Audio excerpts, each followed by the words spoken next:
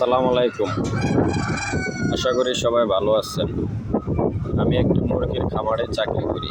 এটি হলো গাজীপুর জেলার কাপাসিয়া থানায়। কোম্পানিটির নাম হলো ডায়মন্ড চিক্স লিমিটেড। এখানে প্রায় 3 শতাধিক ওয়ার্কার আছে। তাছাড়াও 2010 সাল থেকে যাত্রা শুরু করে প্রথম কোম্পানিটি প্রোটিন হাউস লিমিটেড আজ পর্যন্ত এসে 6টি কোম্পানি স্থাপন করেন। আসলে আমাদের দেশে যে পরিমাণ ডিমের চাহিদা তা উৎপাদন অনুযায়ী পূরণ হয় না। চাহিদা পূরণের জন্য আমদানি করতে হয়। তাই উদ্যোক্তা হন, দেশ এবং দেশের মানুষের কল্যাণে কাজ করুন। এই যে কোম্পানিটি দেখেন,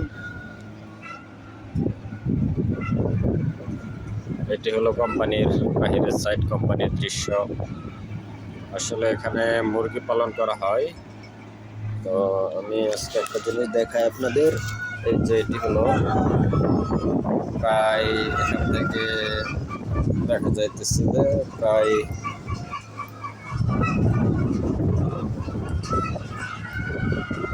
কতটুকু হবে আনুমানিক আমার তেমন ধারণা নেই, তবে আশা করা যায় 10-15 মিটার হবে,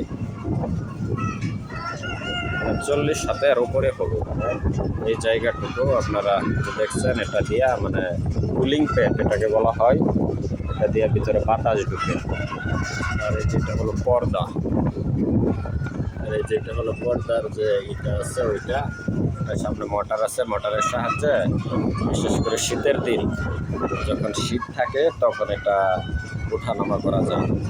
আর গরমের দিন তেমন প্রয়োজন হয় না। গরমের দিন এটা শুধু দেওয়া হয়েছে যে সামনের পাশে হাওয়া ঢোকার জন্য, এটা দিয়ে হাওয়া ঢুকে, এটা দিয়ে হাওয়া ঢুকে। আপনি দোস্ত, তুমি একটু দাঁড়াও। সে আমার দোস্ত আমার সাথে কাজ করে, আপনারা দেখতে পাচ্ছেন। এই যে মানে কতটুকু হাওয়া, এই যে তার গেঞ্জিটা আমি ধরলাম, ধরে দেখালাম কতটুকু হাওয়া টানতেছে। আমরা একসাথে কাজ করি। এই এটা সম্পূর্ণ হলো বিদেশি প্রযুক্তি, ইটালিয়ান যা ইউরোপিয়ান আর কি, যা কিছু আছে সব বাহির থেকেই করা হয়, ইম্পোর্ট করা হয়। আর যত মুরগির উন্নত জাত আছে এগুলো দেশ থেকেও, বিদেশ থেকে কিছু আনে, তারপরে দেশেও আর কি আপনার কিছু করে, দেশেও আনে, দেশ থেকেও আনে ভালো উন্নত জাত, ভালো উন্নত ফার্মের। তবে আমি একটা জিনিস কি, বায়োসিকিউরিটি সবচেয়ে নিরাপত্তা যে জিনিসগুলো হয়, দূষণ মানে পরিবেশ দূষণ, এই জিনিসটা খুব সচেতন অন্যান্য ফার্মের থেকে।